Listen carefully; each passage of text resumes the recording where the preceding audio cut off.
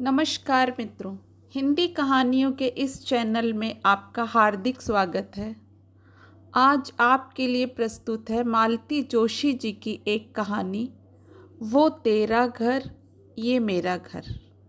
मित्रों, कहानी शुरू करने से पहले आप सभी से मेरा करबद्ध निवेदन है कि यदि आपको मेरी सुनाई कहानियाँ पसंद आती हैं तो कृपया मेरे चैनल को सब्सक्राइब करके मेरा उत्साहवर्धन करें। तो कहानी शुरू करते हैं मित्रों। आज खाने की मेज पर अरसे बाद पिंकी चहक रही थी। पीएमटी की परीक्षा सानंद संपन्न हो जाने से वातावरण हल्का हो गया था। इतने दिनों तक एक तनाव सा व्याप्त था, घर पर भी और बच्चों के मन पर भी। प्रसन्ना का सेकंड सेमेस्टर परसों ही समाप्त हुआ। आज पिंकी भी फ्री हो गई थी। अब रिजल्ट की चिंता कुछ दिनों के लिए मुलतवी रखकर आज़ादी का जश्न मनाया जा सकता था। खाने की मेज पर उसी की प्लानिंग चल रही थी। तरह तरह के सुझाव और तरह तरह की फरमाइशें। मिस्टर प्रसाद ने बच्चों के उत्साह पर ब्रेक लगाते हुए कहा, तुम लोग शायद भूल रहे हो कि पापा के ऑफिस में समर वेकेशन जैसी कोई चीज़ नहीं होती। तो आप आराम से घर में बैठे रहिए, बच्चों की माँ ने तो नक्कर कहा। लेकिन मैं 10-15 दिनों के लिए कहीं ज़रूर जाऊंगी। आपको तो दफ्तर के अलावा कुछ सूझता ही नहीं। इन दोनों की टेंशन मैंने अकेली झेली है। I need a change badly. मैं सोच रहा था, मिस्टर प्रसाद ने झिझकते हुए कहा और चुप हो गए। क्या सोच रहे थे आप? अब कह भी डालिए।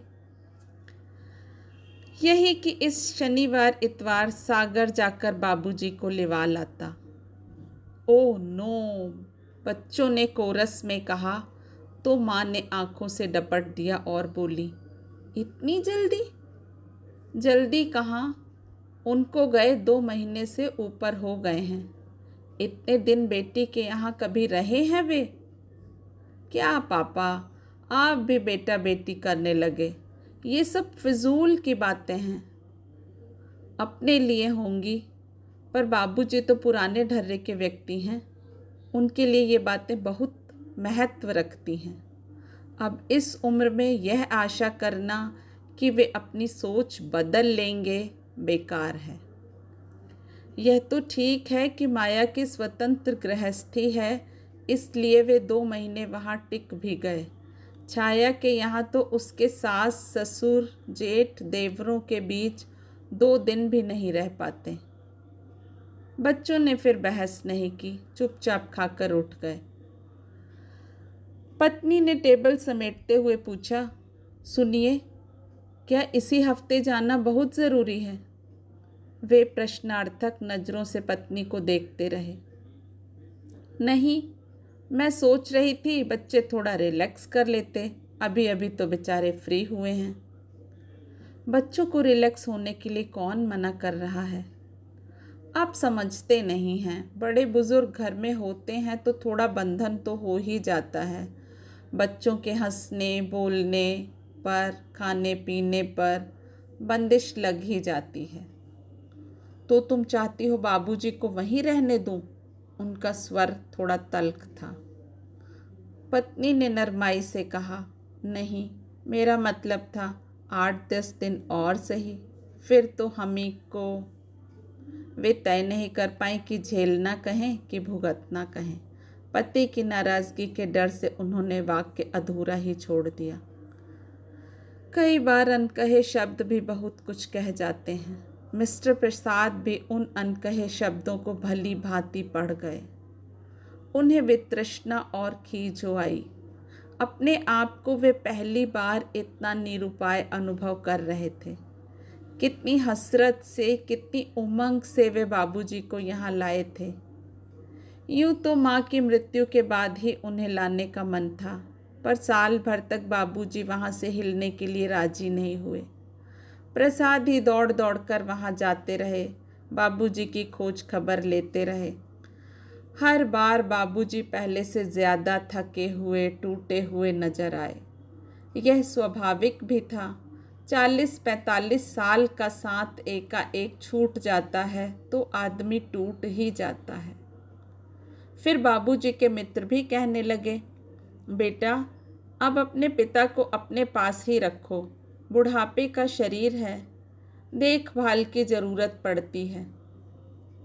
माँ की बरसी के बाद बाबूजी की एक भी नहीं सुनी गई। जिद करके वे लोग उन्हें अपने साथ भोपाल ले आए। बेटे के साथ साथ बहू और बच्चों ने भी बहुत मनुहार की थी, तभी वे राजी हुए थे। पर बहुत जल्दी ही एहसास होने लगा कि स्वागत का यह भाव धीरे धीरे तिरोहित होने लगा है। यूँ तो बाबूजी बहुत शांत प्रकृति के जीव हैं, उनकी ज़रूरतें ही बहुत थोड़ी सी हैं। इधर उधर दखल अंदाजी करने की आदत भी नहीं है। फिर भी वे हाड़ मांस के जीव तो हैं। घर में उनकी उपस्थिति महसूस की ही जाती थी। सबसे बड़ी समस्या थी सोने की। इससे पहले बाबूजी जब भी आए, माँ साथ में होती थी। वे दोनों एक दूसरे का ख्याल रख लेते थे। 8-10 दिन की बात होती थी, कुछ ना कुछ व्यवस्था हो ही जाती थी। थोड़ी सी असुविधा भी तब नहीं अखड़ती थी। बच्चे छोटे थे तो दादा दादी के साथ खुशी से एडजस्ट भी हो जाते थे। बल्कि तब तो दोनों में होड़ लगा करती थी कि कौन किसके पास सोएगा। पर अब स्थितियां बदल गई थी। बच्चे बड़े हो गए थे, दोनों के पास अपने स्वतंत्र कमरे थे। तीसरा प्रसाद दंपत्ति का था। कुछ दिन पिंकी माँ के पास सोई और प्रसाद जी पिता के साथ उसके कमरे में सोए। पर यह व्यवस्था स्थायी तो नहीं हो सकती थी। तो जवान होती बिटिया के कमरे में बाबूजी का सोना भी अच्छा नहीं लगता था। फिर उन्हें प्रसन्ना के कमरे में सुलाया गया। वहाँ भी घोर असुविधा थी। उसे देर रात तक जागकर पढ़ने की आदत थी। उसका स्टीरियो भी हर दम बजता रहता था। दीवार पर कई ऐसे पोस्टर थे जिन्हें बाबूजी की नज़रों से बचाना ज़रूरी था। अंततः बाबूजी की व्यवस्था हॉल में की गई। 3 बेडरूम वाले घर में भी बाबूजी के लिए निरापद बस यही स्थान था। वे दीवान पर आराम से सो जाते थे, पर उनके साथ उनका पानी, दवाइयाँ, टोपी, मफलर, टॉर्च, जूते, चश्मा सभी रखे रहते थे। सुबह नौकर के आने तक बाहर का कमरा बाहर वालों के बैठने योग्य नहीं रहता था। सबसे बड़ी समस्या थी टॉयलेट की। बुढ़ापे के कारण रात में कई बार उठना पड़ता था, सो पप्पू के कमरे का ही आश्रय लेना पड़ता था। सुबह उन्हें जल्दी उठने की आदत थी। रात भर का जागा हुआ प्रसन्ना सुबह सुबह उनके मुख प्रक्षालन से खींच उठता था। एक स्थिति यह आई कि बाबूजी बच्चों के लिए अझेल हो गए। यह अझेल शब्द भी बच्चों का ही गढ़ा हुआ था, जो प्रसाद जी को बहुत चुभा था। फिर उन्होंने छोटी बहन को चुपचाप पत्र लिखा कि कुछ दिनों के लिए बाबूजी को ले जाए। बच्चों की परीक्षा के बाद वे खुद ही उन्हें लिवाने आ जाएंगे। अब परीक्षाएं भी समाप्त हो गई हैं, पर लगता है घर अभी भी मानसिक रूप से बाबूजी के पुनरागमन के लिए तैयार नहीं है। मिसेज प्रसाद देर रात तक टीवी देखती थीं, सुबह देर से उठती थीं, 12 बजे तक नहाती थीं। हफ्ते में 2 दिन उनकी मालिश वाली आती थी। हर 15वें दिन मेहंदी वाली आती थी। हर तीसरे दिन उनकी किटी पार्टी होती थी। बाबूजी के रहते ये सारे काम सहजता से नहीं हो पाते थे। पिंकी को सहेलियों के साथ बाहर घूमने का शौक था। हर तीसरे दिन वे लोग पिक्चर जाती थीं। प्रसन्ना का तो कोई टाइम टेबल ही नहीं था। दोस्तों का जमघट हमेशा उसे घेरे रहता था। बाबूजी के रहते ये गतिविधियां भी थोड़ी धीमी हो जाती थीं। फिर सारे परिवार को बाहर खाने का शौक था। बाबूजी साथ जाते नहीं थे। उनके लिए घर पर पूरा सरंजाम करके जाना पड़ता था। बाहर जाने का सारा मज़ा ही किरकिरा हो जाता था।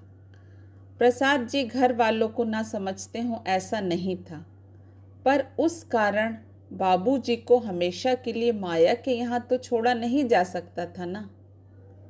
पत्नी सास बहू का सीरियल देखने में व्यस्त थी। मौके का फ़ायदा उठाकर उन्होंने माया को फ़ोन लगाया। वे हर 10-15 दिन बाद फ़ोन करके बाबूजी की कुशल क्षेम पूछ लेते थे, पर उन्होंने बाबूजी से बात कभी नहीं की। उन्हें डर लगा रहता कि कहीं उन्होंने आने की जिद पकड़ ली तो वे मना नहीं कर पाएंगे। फ़ोन माया के पति सुरेश ने उठाया था। कुशल क्षेम के बाद प्रसाद जी ने कहा, मैं अगले रविवार आ रहा हूँ, बाबूजी से कहिए तैयार रहें। भाई साहब, आपको माया ने बताया नहीं क्या? बाबूजी तो कब से चले गए। चले गए? कहाँ?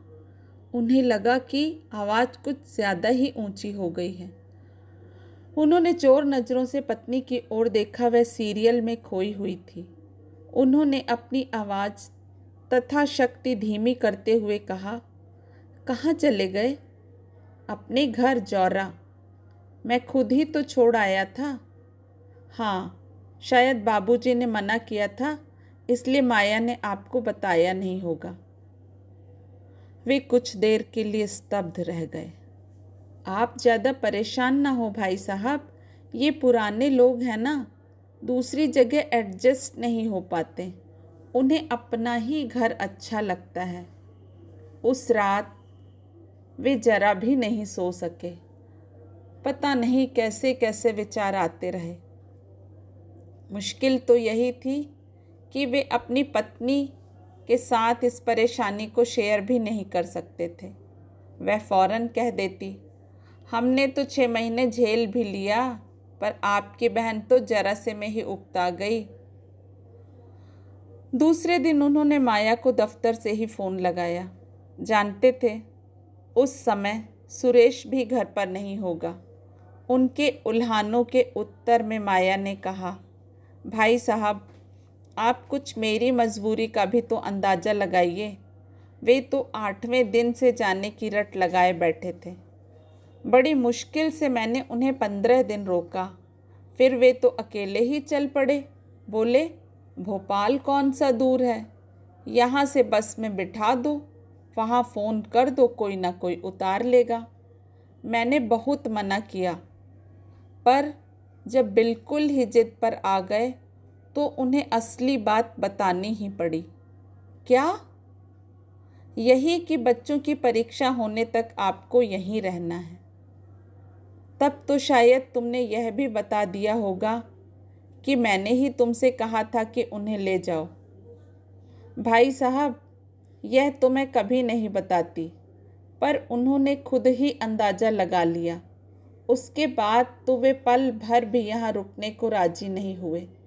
बोले, ईश्वर की कृपा से अभी मेरा घर सलामत है, मुझे वहाँ पहुँचा दो। फिर ये खुद जाकर छोड़ आए थे, ज़रूरी व्यवस्थाएं भी कराए थे। इसके बाद कहने को कुछ था ही नहीं। उन्होंने चुपचाप रिसीवर रख दिया और उस घड़ी को कोसते रहे जब उन्होंने बाबूजी को माया के साथ भेजा था। पूरे हफ्ते वे गुमसुम बने रहे। फिर एक शाम मालवा एक्सप्रेस से चल ही पड़े। मुंह अंधेरे मुरैना पहुँचे। वहीं से जो पहली बस मिली उससे जौरा के लिए चल पड़े। उन्होंने सोचा था कि इतनी सुबह घर खुलवाने में दिक्कत होगी। भूल ही गए थे कि गांव कस्बों की सुबह जरा जल्दी होती है। घर पहुंचकर देखा, सामने वाले आंगन में चारपाइयाँ बिछी हुई हैं और बाबूजी की मित्र मंडली चर्चा में मशगूल है। उन्होंने जाते ही सबके पांव छुए, आशीर्वाद पाया। फिर वे सबके सब उठ खड़े हुए। पंडित जी, अब आप बेटे की खातिर कीजिए, हम लोग चलते हैं। अरे आप लोग बैठिए ना, मैं कोई मेहमान हूँ क्या? यह तो मेरा घर है, आप लोग इत्मीनान से बैठें। इस आग्रह में शिष्टाचार तो खैर था ही, एक उद्देश्य यह भी था कि उतनी देर तक बाबूजी के सामने अकेले पढ़ने से बचे रहेंगे। पर बाबूजी के दोस्त रुके नहीं। उन्हें विदा करके बाप बेटे दोनों भीतर आए। बाबूजी ने कहा, तुम हाथ मुंह धो लो, तब तक मैं चाय चढ़ाता हूँ। बाथरूम का दरवाज़ा खोला तो चकित रह गए। बाबूजी, ये कमोड कब लगवाया? अभी अभी तो लगवाया है। सोचा तुम लोग आते हो तो तुम्हें परेशानी तो होती होगी। मुझे भी बुढ़ापे में आरामदायक लगता है। उस पुराने घर में वह नया नकोर बाथरूम टाट में रेशम के पैबंद सा लग रहा था। फ्रेश होकर बाहर आए तो देखा चौके में एक छोटी सी मेज पर चाय लग गई थी, साथ में बिस्कुट भी थे। यह मेज भी नई लग रही है। हाँ, अब पट्टे पर बैठकर खाना अच्छा नहीं लगता। तुम्हारी माँ याद आती है।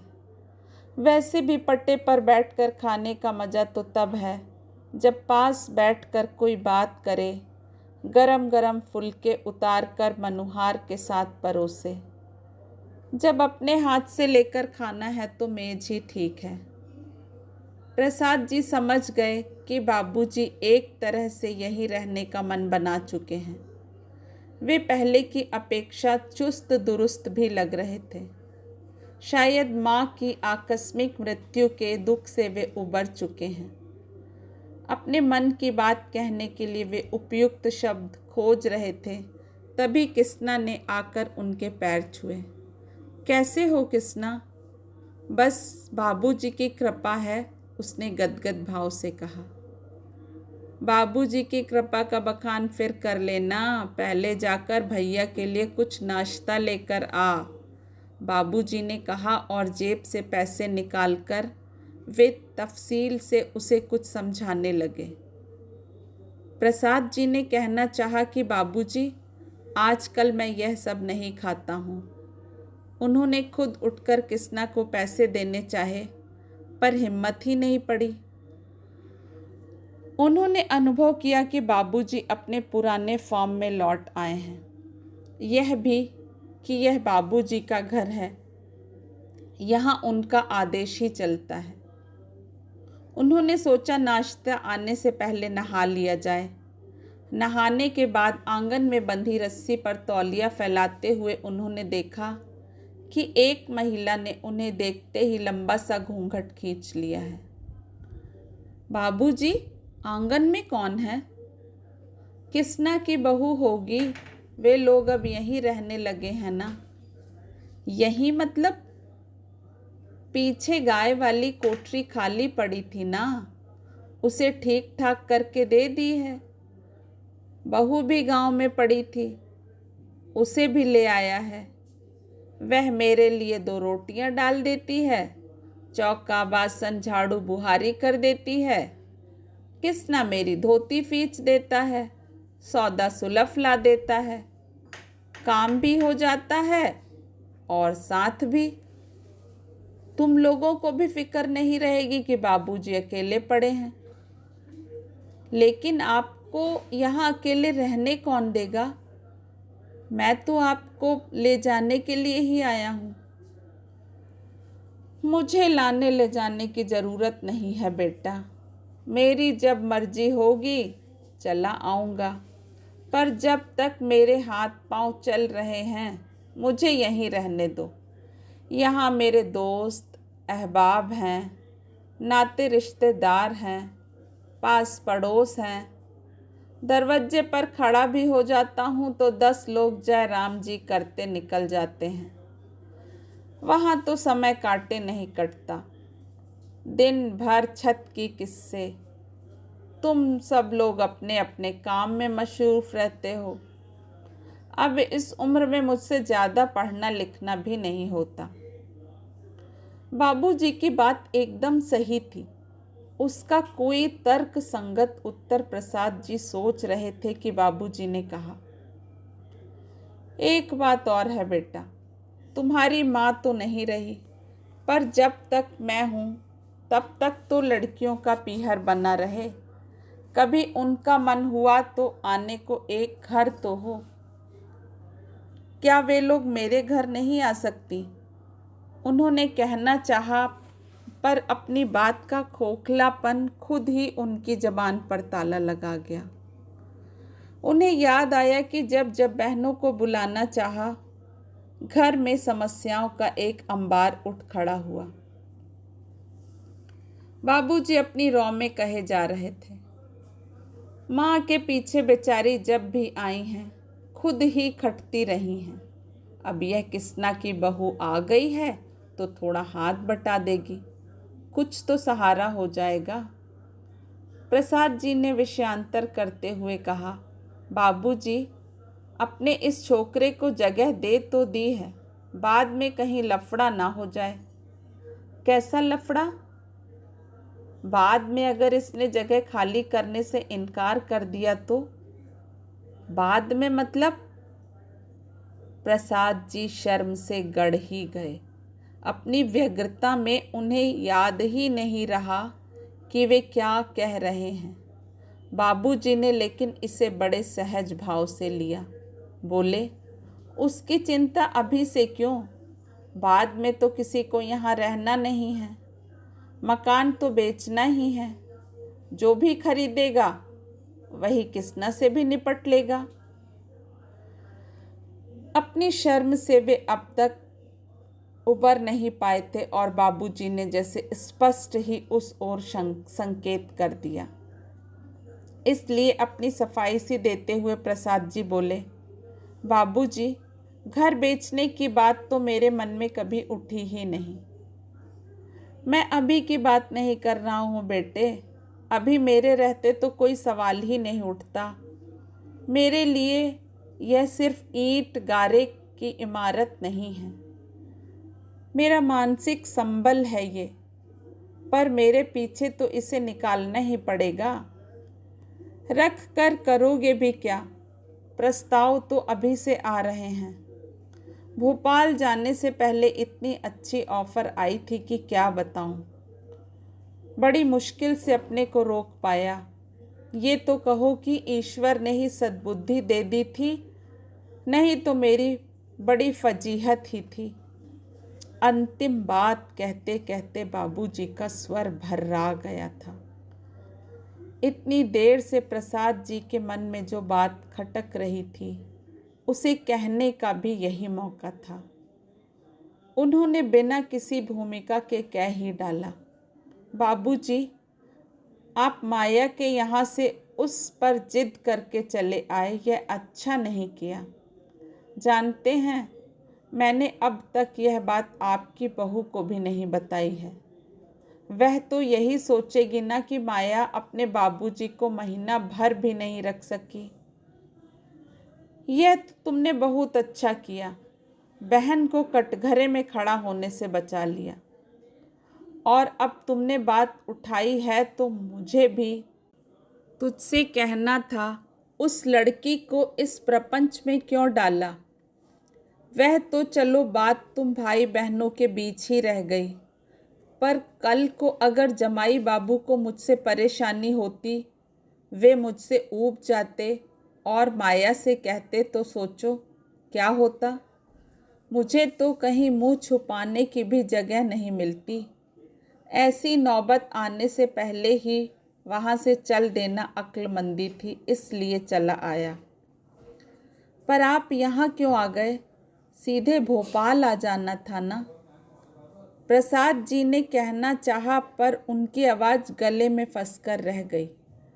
बाबूजी जैसे उनकी बात समझ गए, फिर पीठ थपथपाकर सांत्वना के स्वर में बोले, रात भर के जगे हो, थोड़ा आराम कर लो।